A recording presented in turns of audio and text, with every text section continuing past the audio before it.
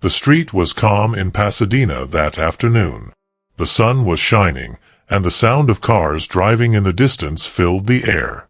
On the corner near a small coffee shop, a 17-year-old boy named Malik Tyson sat on a bench, wearing his hoodie with his earbuds in, waiting for his dad to pick him up.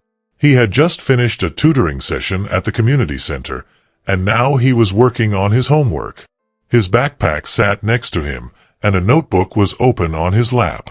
It seemed like a normal, peaceful day. But then, something happened that would change everything.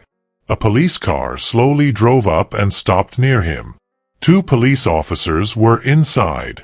One of them, Officer Darren Stone, got out of the car and started walking toward Malik. He was a tall man with light skin, in his 40s.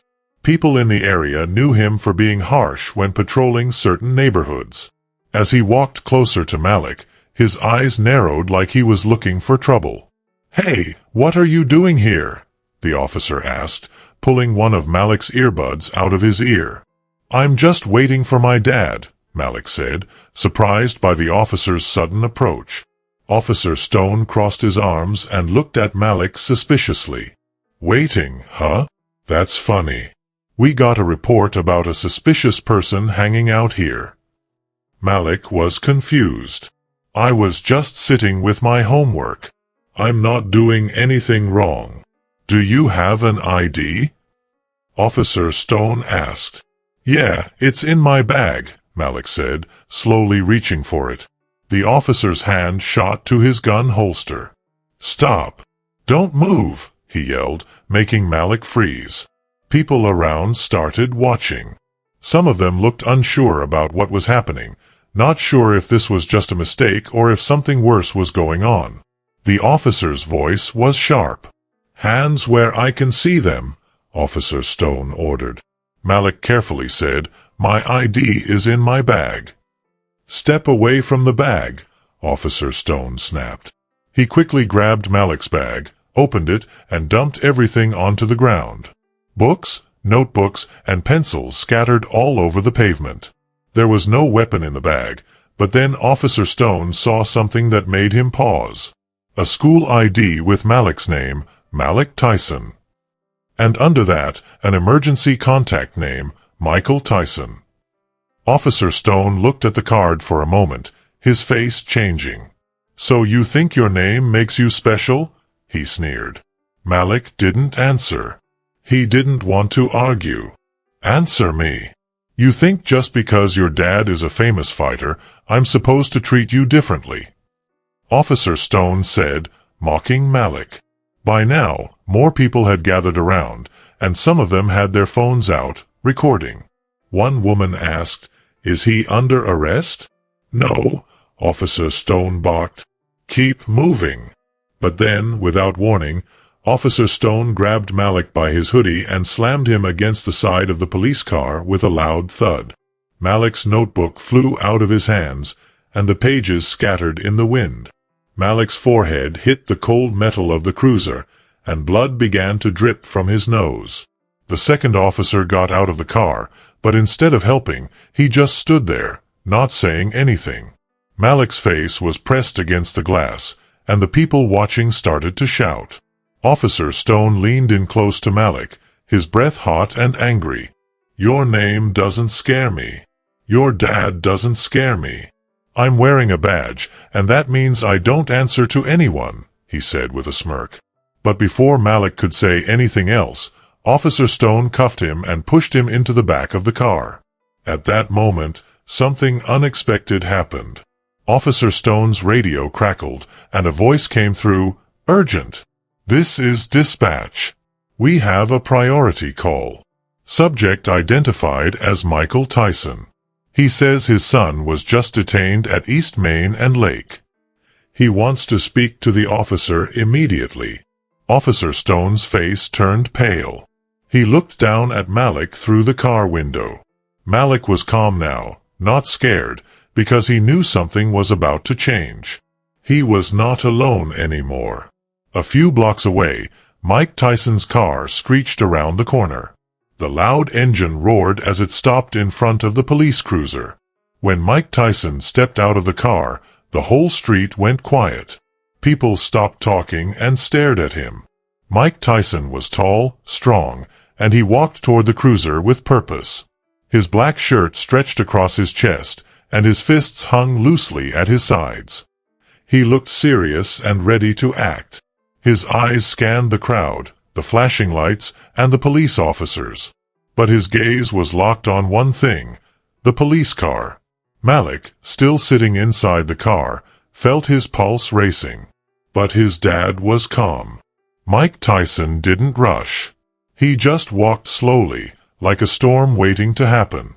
When Mike Tyson reached the cruiser, he looked at the younger officer who was standing next to it. He pointed at the back door and said, "Open it." The officer hesitated, looking at his partner. "Sir, you need to calm down," he said. "I said open that door," Mike Tyson repeated, his voice still calm, but powerful. The crowd around them grew bigger, and some people started whispering, "Is that really him? Is that Mike Tyson?" The younger officer unlocked the door, and Malik stepped out, his hands still cuffed. His face was bruised, and his cheek was swollen. Tyson looked at his son carefully, then at the red mark on his forehead. Malik whispered, "I didn't do anything, Dad." Mike Tyson nodded. "I know," he said softly. Then, Mike Tyson turned to Officer Stone. His voice was low, but it was filled with power. "Take the cuffs off my son now." Officer Stone smirked. "Your son was being detained for suspicious behavior," he said. "We had probable cause. I followed the protocol." Mike Tyson took a step closer to Officer Stone, not rushing, but closing the space between them. "You slammed my son's head into your car because he was sitting quietly with his books," Tyson said. "You dumped his bag on the ground. You pulled your weapon when he tried to get his ID. You want to talk about protocol?" Officer Stone opened his mouth, but no words came out. Tyson's gaze was steady, not angry, just focused. "You think that badge makes you untouchable?" Tyson asked. "You think it gives you permission to treat people like criminals before even knowing their name?" Mike Tyson took another step closer, his shadow seeming to swallow the officer. "You picked the wrong kid," he said, "the wrong father." The second officer quickly stepped back, removing Malik's cuffs. Tyson motioned for Malik to stay behind him, then turned to face Officer Stone. "You're going to answer for this," he said firmly. "Not tomorrow, not after some review, but right now." Officer Stone stepped back, trying to hold on to whatever power he had left. "I didn't do anything wrong," he muttered. Tyson stepped closer, his voice colder now. "You humiliated my son. You hurt him. And now you're going to pay for it." The crowd around them started to speak up. "He didn't do anything. He was just sitting there," they yelled. Officer Stone stepped back even more, looking nervous. But Tyson wasn't done. He pulled out his phone and turned on the live stream. Within seconds, thousands of people were watching. Tyson spoke into the camera, his voice strong. "This is Officer Darren Stone," Tyson said. "Badge number 6924. He slammed my son's head into a police car, handcuffed him, and threatened him for doing nothing but sitting on a bench with a book." The comments flooded in instantly. "We see you, Officer Stone," people typed. "Justice for Malik. Don't touch Tyson's son." Tyson turned the phone toward the officer's face. "Your badge doesn't protect you from the T. Carmen," he said. "And everyone is watching." Then he turned back to Malik. "Let's go, son." Father and son walked away from the scene, and the crowd parted to let them through. Behind them, Officer Stone stood frozen, humiliated.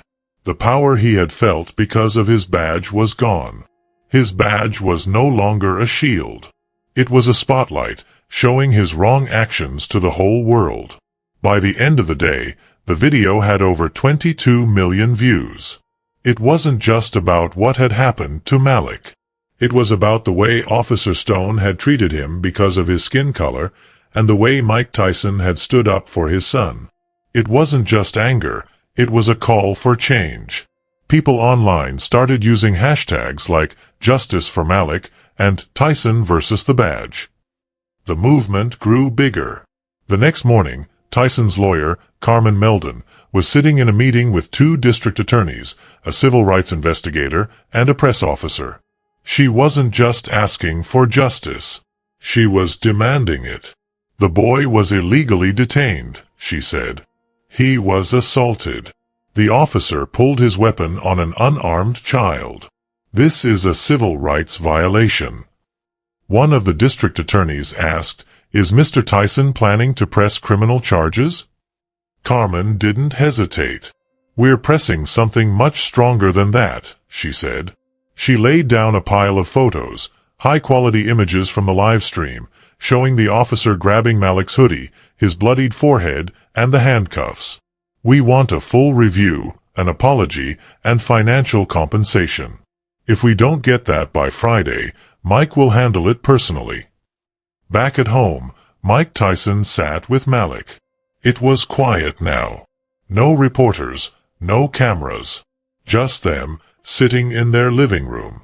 "You okay?" Tyson asked. Malik nodded. "Yeah. I didn't think he would really hurt me. He looked at me like I was already guilty." Tyson clenched his jaw. "Some people don't see you for who you are. They see your skin color or what you're wearing, and that's all they care about. But that's not your fault." Malik thought for a moment. "Then whose fault is it?" he asked. Tyson looked him in the eyes and said, "It's theirs." And from that moment on, the world would see things differently. The man who used to stand tall behind his police car had lost all his power. He didn't have his badge, his stage, or any way to defend himself. But the story wasn't over. Malik, a young boy, still had nightmares, and his father, Mike Tyson, had work to do. Even though 2 weeks had passed, the fire inside didn't die. It grew stronger. What had started as a video that went viral had turned into a huge national movement. Big news outlets kept repeating the same headlines. Mike Tyson's son detained and slammed by police officer. Father's response sparks civil rights storm. But there was something that the public didn't see. They didn't know how deep the issue really went. While the city of Pasadena tried to calm people down with vague statements and press releases, a woman named Carmen Meldon did something big. She filed a lawsuit, a legal action, on behalf of Malik Tyson. She didn't just file it against Officer Stone, the man who had hurt Malik, but also against the whole Pasadena Police Department. Carmen wasn't working alone. Soon, 4 more families came forward. These families shared their own stories of bad experiences with Officer Stone and other police officers who used their badges to hurt people. One of the families showed a picture of their 13-year-old daughter being arrested for no reason. Another family had footage of a teacher being screamed at by an officer just because she questioned a ticket. And then the footage mysteriously disappeared from the officer's body cam. Carmen gathered everything, and then Mike Tyson brought in his team. But it wasn't his boxing team. It was a team of people who had power and influence, like athletes, lawyers, activists, and even people who used to be in law enforcement. Tyson wasn't trying to show off. He was trying to put pressure on the people in charge, and it worked. News broke that Officer Stone quietly resigned in the middle of the night. There wasn't a press conference or an apology. He just left. But Mike Tyson wasn't happy with that. "He disappears, but what about my son?" he asked Carmen. She nodded. "We're not done yet," she replied. So Tyson did something unexpected. He announced a new non-profit called Unbreakable. This group would be a national team of athletes, lawyers, teachers, and parents who work together to protect kids of color from being hurt by the police. Their first mission? To look at the police department in Pasadena. The same week, Mike Tyson returned to the very street where this all began. He went to the same corner and sat on the same bench. But this time, he wasn't alone. Hundreds of people stood with him. There were students, teachers, journalists, and even entire basketball teams. Malik, Tyson's son, was beside his father, holding the microphone. Malik looked out over the crowd. His voice was strong as he spoke. "I was just sitting here doing my homework when a man decided I looked like a threat. He held up his old student ID. This didn't stop him," he said. He pointed to his father and continued, "But he did." The crowd cheered. Then Mike Tyson took the microphone. "I didn't come here to throw punches," he said. He looked directly at the camera and said, "I came here to remind you that you don't need to be famous to be a father. You don't need power to speak up. You just need to show up louder than the people who try to silence your kids." His speech became very popular, but it wasn't the speech that changed everything. It was a body cam video that was leaked. It showed Officer Stone laughing after Malik was taken to the police station. The officer was laughing at the boy being arrested. Tyson's son was hurt, and the officer was mocking him. The video was released on a Tuesday, and by Wednesday, the whole Pasadena Police Department was being investigated. The city couldn't hide the T. Carmen anymore. They had two choices: change everything or be remembered as the city that tried to outlast Mike Tyson. And they chose to change. That week, Pasadena made history. A new board of parents and students was created to oversee the police. Bodycam videos would now be shared within 48 hours after any use of force. Officers being investigated couldn't return to work until the investigation was over. And the city publicly announced a $2.5 million settlement, which was given to Malik and the other families who had been hurt. But Mike Tyson didn't keep any of that money. He gave it all to Unbreakable, so the organization could continue helping kids like Malik. Tyson knew something important. Court victories and money are good, but real change happens after. The fight didn't end with the court. The fight kept going. That night, at the first public meeting of Unbreakable, Mike Tyson stood in front of 600 people. These people came from 12 different cities. Tyson didn't have a fancy title or speak like a politician. He was just a father. He didn't fight for glory anymore. He fought to make sure other kids didn't have to be afraid. He said, "We're not building a movement based on rage. We're building one based on accountability." The crowd cheered loudly. They were inspired. Then, Unbreakable rolled out its first national demands. All school officers should get training on how to avoid bias. Officers should not use force on children unless it is very necessary, and students should be able to report bad treatment without being scared. Parents should have access to information about officers before they go to their schools. Within a few days, 3 more school districts decided to follow these new rules. A month later, California passed a law called the SNACT, which stands for Safe Treatment and Neutral Detainment. This law was inspired by Malik's case. Mike Tyson's daughter, Ava, spoke at a press conference about the new law. "My brother didn't ask for this, but now he's the reason thousands of kids will walk to school and know someone is watching out for them," she said. She looked at her dad and said, "That's what happens when the world tries to break you, and you decide to build something instead." But Tyson didn't stop there. He still had one more conversation to have. It wasn't with Officer Stone, but with Stone's son. Tyson reached out to him, and after a little hesitation, the young man agreed to meet Tyson. They sat together in a quiet cafe. Tyson didn't bring cameras or reporters. He just had a copy of the lawsuit. He slid it across the table and said, "I didn't want to fight your father, but I had to stand up for my son." The young man nodded slowly and said, "I'm not him." Tyson looked him in the eye and replied, "I know. That's why I wanted to talk to you." They talked for 2 hours about justice, about mistakes, and about growing up in someone else's shadow, whether that shadow was from a famous boxer or a police officer. Before they left, the young man shook Tyson's hand and said, "Thank you for not becoming him. Tyson smiled and walked away. Weeks later, Malik returned to the same bench where everything started. He sat with two friends, wearing a hoodie and listening to music. He wasn't afraid anymore.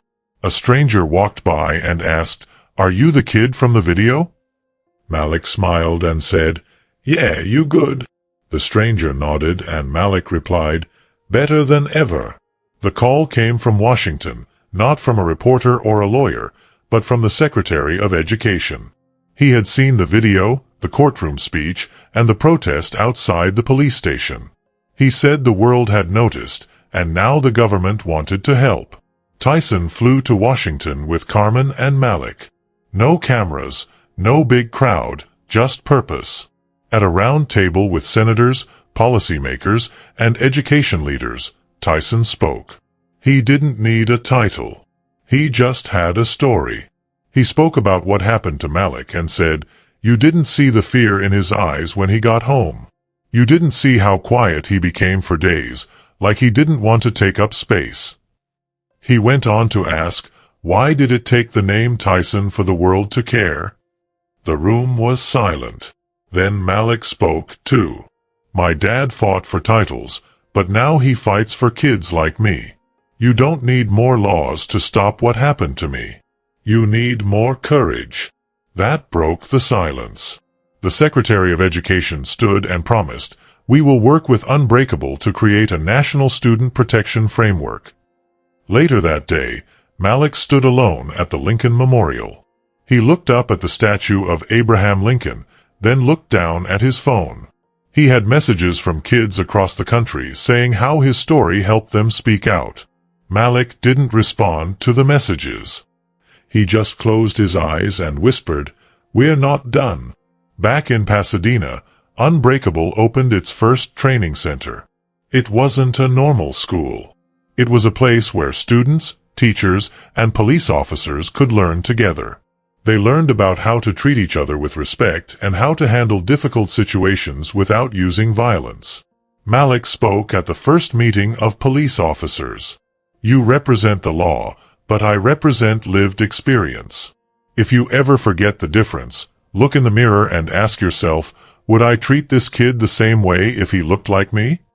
One officer stood up. "You're right," he said.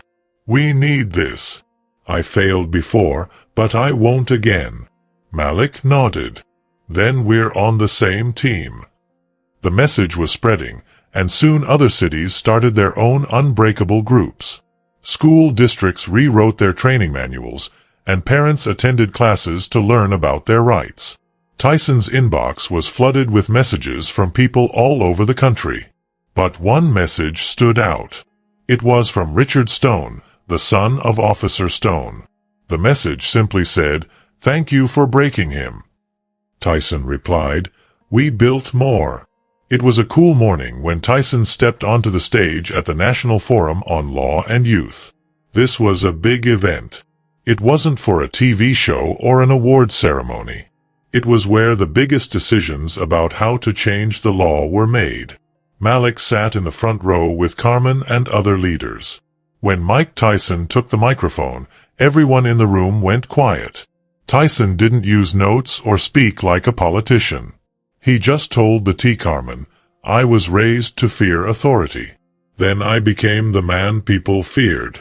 But that didn't stop my son from being hurt." He looked at the audience and said, "You want to fix this? Stop making fear the foundation of your system." The crowd was frozen. No one moved. Cameras stopped flashing, and pens dropped to the floor.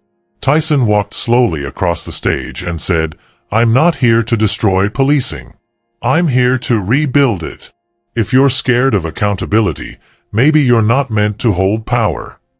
When Tyson finished, the Secretary of Justice came to him privately. "We want to launch a federal partnership with Unbreakable," the Secretary said. "You'll help us build the national model, and we'll roll it out to every school district in the country." And that was just the beginning. Tyson looked at Malik for a long time before speaking. "If we're going to do this, we have to do it out loud," he said. The next month, they launched something called the National Unbreakable Initiative. This was a program that worked with many different groups to help stop unfair treatment in schools. They made sure schools kept track of when officers used force. They also made special groups made up of students who could make sure officers acted fairly. The program gave money to teach officers how to understand and help students who had been hurt before. The news spread everywhere, but the biggest moment came when Malik was invited to the White House. He stood in front of important people, wearing the same hoodie he had worn the day Officer Stone arrested him. When it was his turn to talk, he said, "I didn't come here because I'm famous. I came because I survived." He looked at Tyson and said, "I didn't build this. I just lit the match. My dad built it. And now it belongs to you. Every kid who's ever been ignored, every parent who couldn't help in time, this is for you." After the speech, a girl came up to Malik and said, "When they arrested you, I cried.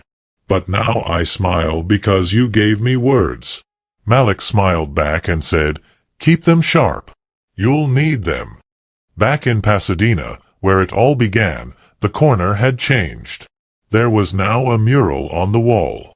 The picture showed Malik sitting with his backpack and books. Above him were the words, "Power is not a badge. It's what you do when no one's watching." Below were smaller words that said, "In honor of Malik Tyson and every kid who never stopped telling the T. Carmen." At the bottom, Tyson had written, "This ain't revenge. This is reform." The speeches were done. The cameras were gone. But Tyson knew the real work was just beginning. Because justice isn't just a moment. It's something you have to keep fighting for. So, Tyson didn't focus on the news or the photo opportunities. He focused on something else. Healing. Not just for his son, but for himself too. One night, Tyson sat alone in a quiet room. The rain tapped softly against the windows. He sat in front of a mirror and looked at his reflection.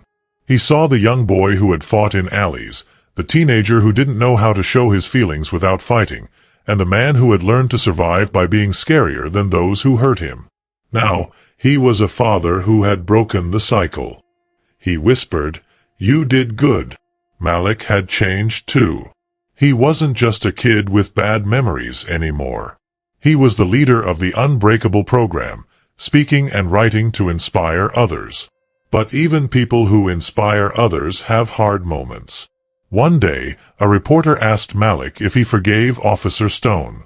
The room was silent. Malik thought for a moment and then said, "No, because I don't have to forgive someone who hasn't changed. But I let go of the hate. Hate is like a backpack filled with bricks. It doesn't make you stronger. It just makes you tired. I dropped mine." Officer Stone, the man who hurt Malik, had disappeared. He didn't have a job, and he didn't talk to the news. But Tyson found out that Stone had tried to get a job as a security guard in a small town. He was rejected, not because of the law, but because of what people knew about him. No badge could change who he was. Tyson didn't feel happy about it. He felt complete. Sometimes, justice isn't about locking someone up. Sometimes, it's about making sure they can't hurt anyone else again. A year after the event, there was a memorial in Pasadena. It wasn't a funeral, but a celebration. They called it the day the badge broke and the T. Carmen stood up. There were speeches and performances from students. At the end, Tyson and Malik stood together in front of the mural. Malik spoke first, saying, "I used to think staying quiet kept me safe. But silence only protects those who hurt you. Now I speak so no one else has to wonder if their voice matters." Then Tyson stepped forward. He didn't talk to the crowd. He spoke to the parents. "When it's your child," he said, "you'll want to burn the world. But if you burn it, they win. Build something instead. Build it so strong they can't tear it down again." After the event, Tyson opened a letter from Richard Stone, Officer Stone's son. It said, "I'm sorry for what my father did. I'm sorry for not speaking up. I've joined a program to teach kids how to solve problems without fear. I hope it helps fix some of what my dad caused. Thank you for not hating me." Tyson didn't say anything, but his silence spoke louder than words. Forgiveness wasn't about saying it. It was about living it. The next year, schools, police, and governments across the country held something called Unbreakable Week. It was a week where students could speak out about how they were treated. And everywhere, there was one picture of Malik, not scared or hurt, but standing tall. The words under his photo said, "Respect shouldn't depend on the color of your hoodie or the weight of your last name." At Unbreakable headquarters, Malik looked at a map showing all the cities that had adopted the new rules. Red dots covered most of the United States. But there were still a few gray spots. "What's left?" Malik asked. Carmen pointed to the gray areas. "We're not done yet," Malik said. Tyson was quieter now. The mission was moving on its own. One day, he stopped by the new boxing gym at the youth center. 2 boys were learning to fight without violence. One boy stopped and asked Tyson, "Are you the guy who started all this?" Tyson smiled. "Nah, that was my son." That same day, Tyson got a letter from Harvard University. They wanted to give him an honorary degree for all the work he had done to help change school rules. Tyson laughed when he read it. He never expected this. A kid from Brownsville, who once couldn't stay in school, was being honored by one of the best schools in the country. Tyson called Malik and read him the letter. Malik said, "You earned that." Tyson replied, "We earned it." At the ceremony, Tyson didn't wear a cap and gown. He wore a black suit. When he walked to the microphone, he told the crowd, "Sit down. I'm not a professor. I'm just a man who got tired of seeing kids treated like suspects." Then, he told the story of the boy on the bench, the boy who stood up to the police officer. By the time he finished, there wasn't a dry eye in the room. Afterwards, Malik gave Tyson a small velvet box. Inside was a pin shaped like a broken police badge, with the word "Unbreakable" written across the crack in gold. "It's not official," Malik said, "but it's what you gave me." Tyson looked at the pin, turning it over in his hand. "I wanted to break him," Tyson said, "but I ended up building something instead." Now, the bench where everything started was a protected monument. People came from all over to see it. But they didn't take pictures of the wood. They took pictures of what it meant. Tyson stood in the morning light with Malik beside him. They sat on the bench. Malik said, "I remember being scared here." Tyson replied, "I remember being angry." Malik looked at the plaque. "And now?" Tyson smiled. "Now I'm proud." 1 year later, Unbreakable's movement had spread across the world. Schools in 32 countries had changed their rules. Mike Tyson was nominated for a special award. Malik wrote a book that became a bestseller. And the original bench was now a symbol for justice, peace, and the strength to make things better. It wasn't just about revenge. It was about making sure no one could ever hurt kids like Malik again. If you liked this story, tell me in the comments. Don't forget to subscribe for more fun adventures and mysteries. Thanks for watching. See you in the next video.